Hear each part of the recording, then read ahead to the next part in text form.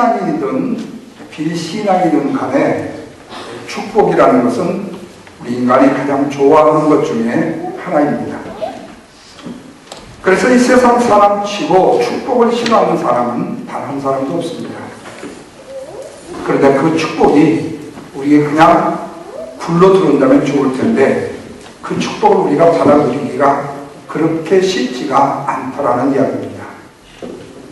우리는 지난 주일에 축복을 받는 습관을 기르자는 신앙적인 몇 가지 요소를 생각해 보았습니다. 그 첫째가 뭐죠? 하나님의 말씀을 따르는 습관을 가지자. 하나님의 말씀을 따르는 습관을 갖자. 두 번째로는 예배하는 습관을 기르자. 그리고 세 번째로는 믿음의 습관을 기르자. 그 말씀을 드렸습니다. 그런데 오늘 우리의 삶의 축복이 하나님께로 내가 예배를 통해서 그리고 또한 하나님 앞에 순종을 통해서 믿음을 통해서 받는 곳으로만 끝나게 되면 어떻게 될까요? 안 된단 말이에요.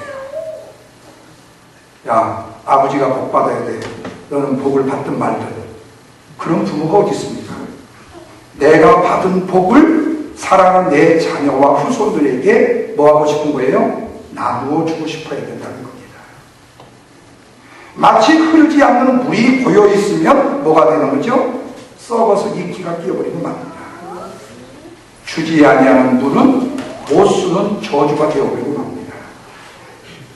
그래서 여러분, 이스라엘에 사해 바다가 있습니다.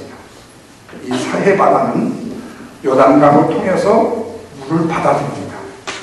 그런데 이 받는 이 물을 밖으로 밑으로 배출을 할 수가 없어요. 그래서 사해 바다는 생명력이 없는 죽은 바다로 변한 것도 많습니다. 거기에는 생물이 살 수가 없어요. 그런데 그 이유 중에 또 하나가 뭐냐면 바로 사해 바다 옆에 소금산, 우리가 잘 아는 소돔과 고모라의 소금석 이 산 때문에 그렇습니다. 소금이 그 물속에 함유가 되어져서 그래서 우리 초등학교 책에 혹시 사회바다에서 들어 넣어가지고 책을 읽고 있는 사람, 물 위에서 책을 읽고 있고 우산을 이렇게 쓰고 있는 그런 그림을 봤는지 모르겠어요. 저같이 공부 잘하는 사람은 봤지, 공부하는 사람은 그 그림 본 적도 없을 거예요, 아마. 저는 지금도 기억이 나요. 구문에 가서 저 목욕을 해봤는데요. 수영할 필요가 없습니다. 그냥 물속에 풍덩 들어가면 내 몸이 자동적으로 떠버립니다. 백주병처럼. 그런데 그 물이 눈에 들어가면 그렇게 쓰라질 수가 없어요. 흘러보내지 않는 물은 이기가 깁니다. 생명력이 없어집니다. 오래전에 제가 다이어트를 한 적이 있었습니다. 힘든 일이었지만 한 3개월 정도에 한 15파운드를 뺀 적이 있었습니다. 교인들은 날마다 보기 때문에 별로 빠진 것을 느끼지 못했어요. 그런데 오랜만에 만난 사람들은 굉장히 반응이 놀라웠습니다. 그 중에 어떤 분이 저한테 이런 얘기를 합니다. 목사님, 왜 이렇게 살이 빠지셨어요? 무슨 병 걸리셨어요? 암병 걸리면 살이 빠진다는데 혹시 체크해 보셨어요? 어떤 분은 또 이렇게 묻습니다. 목사님, 교회에 무슨 일이 있으세요? 혹시 속썩이는 장로 권사 있습니까? 교회에 속썩이게 되면 살찔 겨를이 없습니다. 기분이 좋을까요? 나쁠까요? 기분이 터져지게 나쁩니다. 그러면서 내 마음속에 왜 세상 말로 말하면 저 따구로밖에 말을 못할까? 저 따구로밖에 말을 못할까? 하는 마음이 안타까웠어요.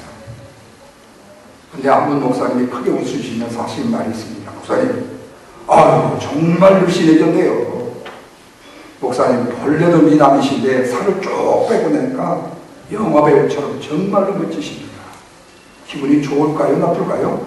좋습니다. 터져졌습니다. 근데 이분이 진짜가 아니라 항상 그분의 말투에는 다른 사람을 축복하는 말을 습관화되어 있었던 분이셨습니다. 저에게만 그런 것이 아니라 다른 사람에게도 축복의 말을 하는 사람이었어요. 그렇습니다. 여러분, 축복하는 습관을 가진 사람은 참 아름다운 사람입니다. 축복하며 인생을 살아가는 사람은 정말 멋진 인생을 살아가는 사람입니다. 그러나 남이 잘되는 꼴을 보지 못하고 남이 잘되는 것을 배아파하거나 저주하는 인생들은 참으로 안타까운 인생일 뿐입니다. 오늘 본문 말씀 12절 13절에 예수님이 이렇게 명령하십니다. 그 집에 들어가면서 평안하기를 빌어라. 그 집이 이 평안을 빚는 일에 합당하면 너희의 평안이 너희에게 임할 것이지만 만일 합당치 아니한다면 그 평안이 누구한테 돌아오리라고요? 자기에게 돌아오리라고 말씀합니다. 이 말씀을 다른 말로 말하면 너는 축복하는 삶을 살라는 말씀의 명령입니다. 여기에 주목해야 될 말이 뭐죠? 이에 합당하면 and 합당치 아니하면이라는 말씀이에요. 우리가 남들을 축복한다고 할 때에 내 마음에 들 수 있는 사람은 축복할 만한 사람이 되어줄 수 있고 내 마음에 들지 않는 사람은 축복하고 싶은 마음이 떠날 때가 있다고 말합니다. 도무지 저 사람은 싸가지로 봐서 뭘로 봐서 내가 축복하고 싶은 사람이 아니라는 거예요. 그런데도 불구하고 그 사람을 축복하라는 말씀입니다. 다시 말하면 언제나 항상 축복하는 습관을 길러라. 그렇다면 이런 사람들이 과연 가능할 것인가? 한마디로 말하면 가능합니다. 그것은 바로 그 축복을 습관화시키면 된다는 얘기입니다. 누구든지 이 축복하는 습관을 습관화시켜가면 다른 사람을 축복할 수 있는 말을 얼마든지 할 수 있다는 거예요. 언제든지 어떤 상황에서든지 축복하는 습관을 습관화시키면 되는 거예요. 내가 이거 축복을 해야 될까 안 해야 될까 생각하면서 축복하려면 이미 늦습니다. 어떤 상황의 변화에 따라서 축복하려면 어렵습니다. 내가 의지적으로 내가 축복을 해야지, 내가 의지적으로라도 축복하려는 말을 가져야 되라고 결단한다고 되어지는 것도 아니라는 겁니다. 그러나 항상 어떤 이유 춥든 잘 때든 못났든 축복을 습관화시키면 가능하다는 거예요. 그렇다면 여러분 어떻게 이 축복을 습관화시킬 수가 있을까? 먼저는요, 내 마음속에 다른 일들, 다른 사람을 축복하려는 마음이 내 속에 있어야 됩니다. 우리의 마음이 축복하고 싶은 마음이 먼저 우선시 되어져야 돼요. 창세기 1장 28절 말씀에 하나님이 그들에게 복을 주시며 이르시되 생육하고 번성하여 땅에 충만하라. 땅을 정복하라.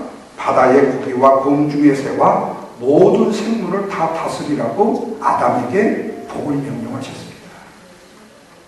이 말씀을 보면 하나님께서 태초에 아담과 하와를 창조하시고 제일 먼저 하신 것이 뭐냐면 그들을 향해서 복을 선포하셨다는 말씀입니다. 복을 통해서 생육하고 뭐하라? 번성하라고 말씀하신 거예요.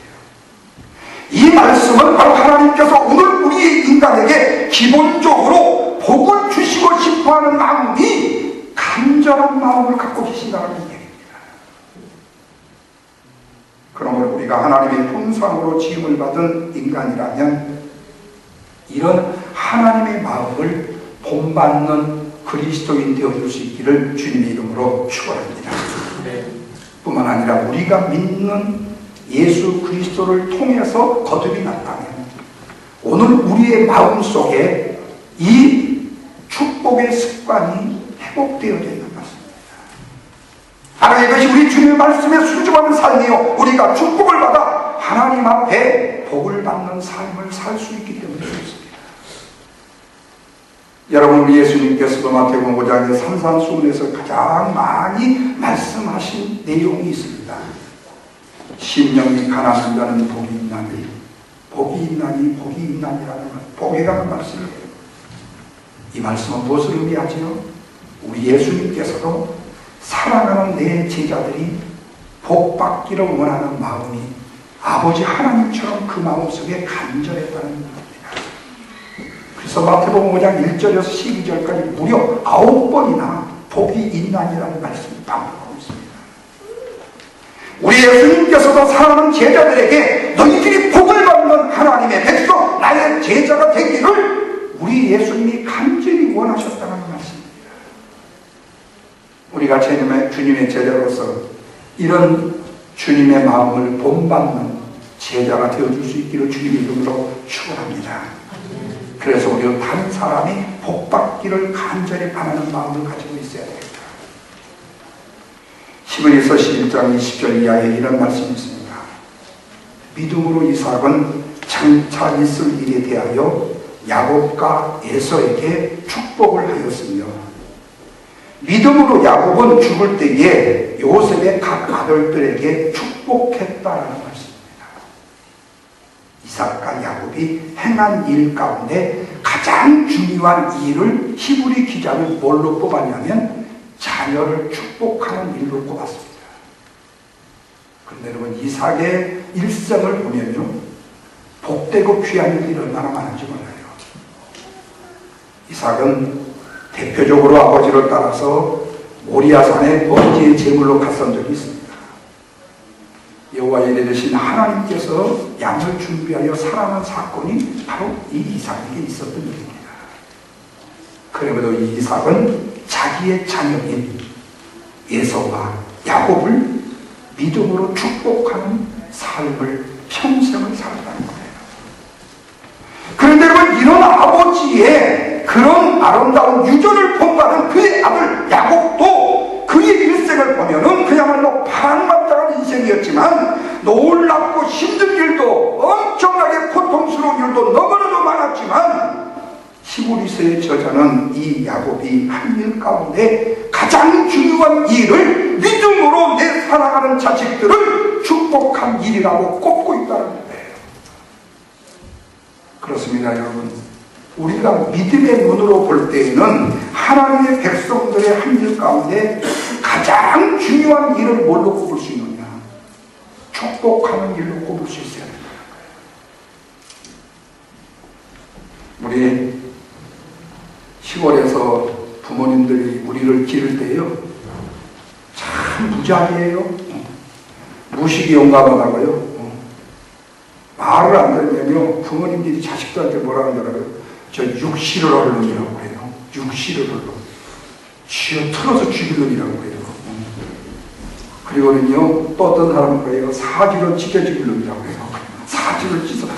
당신 자식을 사지로 찢어서 죽일 놈이래. 저런 망할 놈 새끼, 그냥 그러잖아요. 왜 그렇게 무식해도 몰라. 말을 안 들으면 무서워. 저놈 말 같았다가 죽을 놈. 그랬으면 얼마나 좋겠어요. 아이고, 부자 중에 부자가 되다가 죽을 놈. 그랬으면 얼마나 좋겠어요. 아니, 이 하나님 말씀마다 왜 그렇게 흉측한 말만 하시는지 몰라. 그래도 그 요령 중에 이렇게 지금 존재하고 있는 거 보면 참 다행스러운 거예요. 이게 하나님의 은혜가 아니고는 안 되지. 우리 어머니 말씀보다도 하나님의 은혜가 훨씬 강했기 때문에 내가 이렇게 존재했지. 그렇다면 나 벌써 사지를 찢어서 죽었어. 육시로 틀어서 죽었고. 우리 어머니는 예수 믿기 전에는 그렇게 욕을 하셨습니다. 마치 동네 우리 어머니들이 욕 콘테스트로 하는 것처럼 똑같아요. 동네에서요, 해질녘 5시쯤 되면요, 어머니가 들에서 일하고 들어오셔가지고, 아버지 들어오셔가지고, 이제는요, 밥하시거든요. 근데 이 딸내미가 밥도 안 해놓고 나가서 쏟아갖고 지금 놀고 있어. 아들놈은 빨리 가서 지금 저기 공동산에다가 소 매놨는데 소 끌어와야 되고 염소 끌어와야 되고, 그래도 또 이 깔이라고 하나 비워다가 갖다 놔야 이 소가 먹고 뭐가 먹을 거 아니에요? 흩어진 닭 빨리 다 해서 닭장에다 집어넣어야 되고, 뼈가리 흩어진 거 다 잡아서 집어넣어야 돼. 근데 하루 종일 일하시고 집에 들어오니까 이놈의 새끼들은 다 나가 있는 거야. 다 몰러 가서 한 놈도 안 보이는 거야. 그러니까 이제 부르기 시작해. 응? 병기야! 근데 대답이 없거든. 그래서 한 3번 부르면 귀에 들리는 듯 하다가 안 들리는데, 왜? 하도 열심히 놀다 보면 안 들려. 근데 이제 여러 번 불리다 보면 이 어머니가 동쪽에서 부르고 이 어머니는 서쪽에서 부르고 저거는 남쪽에서 부르면 누구를 부를지 잘 몰라. 나중에 그래 대답. 그러면은 그 뒤에가 딱 육두문자가 꼭 들어가. 이 육시라고 놈아 빨리 와. 이렇게 자, 그래도 이렇게 건장하게 산 거 보면 참 대단하지. 이삭의 마음속에는요, 이런 마음이 있었습니다. 특별히 이삭과 이 야곱은 그 마음속에 사랑하는 내 자녀를 축복하고 싶은 마음이 담겨져 있었다. 언제든지 축복하는 삶을 살았다는 말씀입니다. 그러면서 하나님의 부름을 받아서 이 세상을 떠나는 그 순간에도 자녀를 향해서 축복하는 일을 잊어버리지 않았습니다. 이렇듯이 우리도 축복하는 말, 축복하는 삶을 살아야 될 줄로 믿습니다. 그 마음을 우리 마음속에 늘 간직하며 살아야 할 것입니다. 이럴 때 바로 우리는 축복을 습관화시킬 수 있다는 말씀이에요. 두 번째로는요, 축복하고 싶은 마음을 마음으로 끝내는 게 아니고 뭐 해야 되겠죠? 액션화 시켜야 돼요. 실천화 시켜야 됩니다. 말로만 아닌 말을 실천하며 살아야 된다. 오늘날 인터넷 세상에 되면서요, 새로운 분야가 등장했습니다. 그게 바로 리플레이, 이 댓글 문화입니다. 근데 안타깝게도요, 오늘날의 이 댓글이 주로 악의적인 말로 엄청나게 가득 차 있다는 겁니다. 이건 소위 악플이라고 얘기하죠. 그래서 우리나라뿐만 아니라 세계 여러 나라에 이 악플이 창궐해가지고 피해자들이 엄청나게 속출되고 있습니다. 이렇게 이미 인터넷 세상은 저주의 세상이 되어버리고 말았습니다. 저주의 마당이 되어버리고 말았습니다. 여러분, 저주야말로 그 정신과 영혼을 죽이는 일이 벌어지고 있다는 말씀입니다. 얼마 전에 한국의 조사인데, 갤럽 조사에서요, 한국의 초등학교 학생들을 조사를 했는데 73%가 항상 욕을 하면서 산다. 이 중에 32%는 습관적으로 입만 열면 욕을 하게 되고요. 우리의 자녀들이 3분의 2가 입만 열면 욕으로 시작해서 욕으로 끝이다. 그리고 3분의 1은 또 말하는 끝끝나가 욕으로 산다는 거예요. 우리가 살고 있는 이 세상, 평화로운 세상 같지만 욕이 난무하는 세상이 되어버리고 말았습니다. 그 욕으로 인하여서 사람에게 상처를 주고 상처를 받으며 살고 있습니다. 바울은 로마서 12장 14절에서 이런 권면의 말씀을 해줍니다. 너희를 박해하는 자들을 축복하라. 축복하되 저주하지는 말라. 오늘 우리 그리스도인들이 아무리 미운 사람이 내 앞에 나타난다 할지라도 우리는 그를 저주해서는 안 된다고 말씀하고 있습니다. 오히려 그들을 축복하고 권면하고 있습니다. 그렇습니다, 여러분. 이렇게 욕과 저주가 가득한 세상에서 우리 그리스도인들만이라도 축복의 언어를 통해서 구별된 삶을 산다면 그래도 세상은 변화되지 않을까 하는 거예요. 인터넷상에 어떤 수필가의 글을 읽다가 정말 가슴이 뭉클한 것을 느꼈습니다. 이번에 신설동에서 봉천동으로 이사를 했습니다. 신설동 집 안의 복이요, 자기 이사한 봉천동까지 따라오기를 바라는 마음 가지고 이 수필가가요, 방마다 붙여진 창호지를요 손으로 푹푹 다 문틈마다 긁었어요. 왜냐하면 그 안에 있던 복이 그 찢어진 창을 통해서 자기를 따라오도록, 그리고 청소도 대충 했어요. 그 집이 싫어가지고 내가 받았던 복이 그 집에 있지 아니하고 찢어진 창틈으로 나를 봉천동까지 따라오게 하기 위해서 푹푹 찢어놓고 청소도 대충 해놓고 더러운 데 복이 있을 수 없다고, 그 더러운 데 있지 말고 나를 따라오라고 그렇게 집을 만들어 놓고 이사를 했습니다. 봉천동에 도착해서 집 대문을 열고 들어가는데 이 집이 참 앞것도 깨끗하다는 거예요.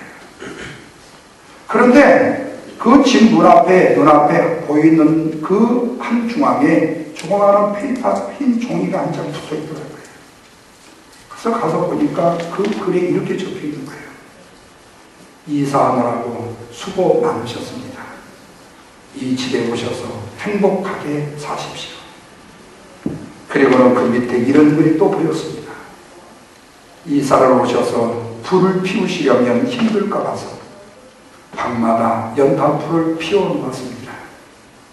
방 하나에 연탄 2장이면 온종일 방이 따뜻합니다. 저는 아래의 주소로 이사를 합니다.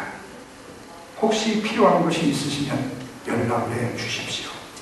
안녕히 계십시오. 이 수필가가 그 종이 페이퍼를 보는 순간에 부끄러워서 더 이상 자기 얼굴을 둘 수 없었다는 거예요. 그 축복의 말과 행동이 눈물이 나도록 감사를 느꼈다는 이야기였습니다. 그렇습니다, 여러분.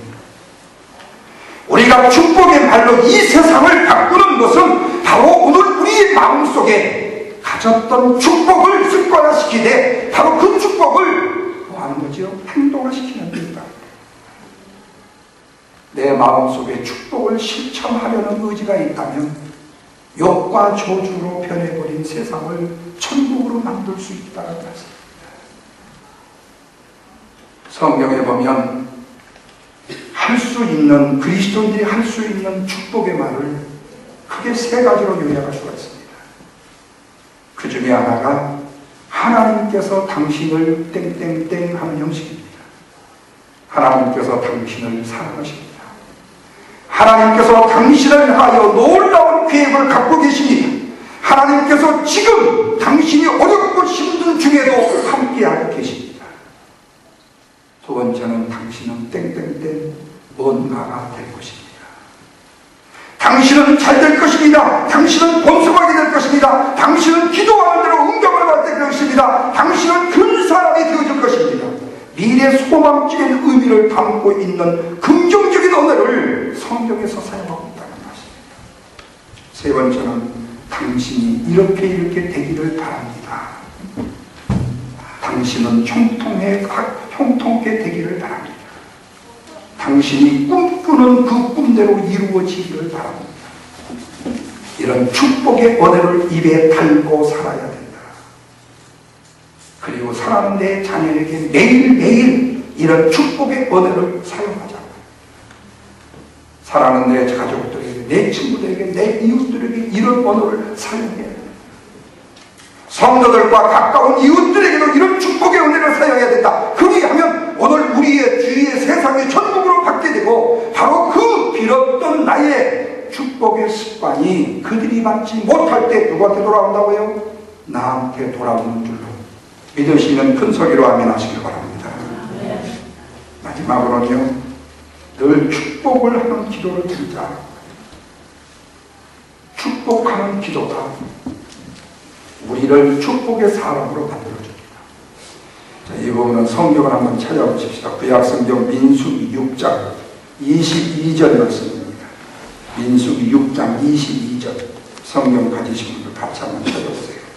22절 23절 같이 한번 읽습니다. 시작. 여호와께서 모세에게 이르시되 아론과 그의 아들들에게 말하기를 너희는 이스라엘 자손을 위하여 이렇게 축복하여 이르되. 자, 이 말씀을 보면 그대로 찾고 계세요. 찾아놓고 계세요. 하나님께서 제사장들에게 이스라엘 자손을 위해서 축복의 기도를 드리라고 명령하십니다. 그런데 오늘 우리는, 저와 여러분, 우리의 가정에 파송받은 제사장들인 것을 믿으시면 아멘 하십시오. 믿음의 제사장들이란 말입니다. 내 믿음이 시험찮아도, 내 믿음이 별거 아닌 것 같아도 그것은 내가 생각하는 관점이고 하나님은 나라는 소중한 한 인간을 내 가정에 뭘로요? 제사장으로 세워준단 말입니다. 내 자녀를 축복할 수 있는 권한을 주셨고 내 가정을 축복할 수 있는 권한을 하나님이 주셨다니까요. 목사님, 저 같은 사람이 무슨 축복을 빌어서 무슨 축복이 되겠어요? 그렇게 말씀하지 말란 말이에요. 그렇게 말해서 하나님을 실망시키지 말란 말이에요. 하나님도 알아요. 당신이 능력이 없는 것을, 당신이 부족한 것을 하나님은 아셔요. 하나님이 그럼에도 불구하고 당신을 세워주심은 하나님이 당신을 통해서 역사하실 하나님의 권능 때문에 하나님의 능력이 있다는 것을 알게 하기 위해서. 야, 나는 별로 믿음이 없었는데 하나님의 능력으로 힘입어서 이 역사가 일어나네? 하나님 대단하신 분이다. 이렇게 깨닫게 하기 위해서 백문의 불의 일견으로 보여주신단 말이에요. 그래도 못 믿으면요, 백문의 불의 일파로 한 대로 싸대기를 때린단 말이에요. 네. 그래도 못 깨달으면요, 그냥 데려가셔버려요. 네. 자, 다시 보십시오. 27절입니다. 민수기 1장 27절로 시작. 그들은 이같이 내 이름으로 이스라엘 자손에게 축복할지니 내가 그들에게 뭘 주리라고요? 복을 주리라고 말씀합니다. 하나님께서 제사장들에게 이스라엘 백성을 위해서 축복하게 하신 뒤에 제사장들이 하나님의 말씀에 순종하여 그대로 축복 기도를 드리면 하나님께서 뭐 하신다고요? 응답하셔서 이스라엘 백성들에게 복을 내리시겠다는 말씀처럼 우리의 가정에도 복을 내리시는 것을 믿으시면 아멘 하십시오. 그뿐만이 아닙니다.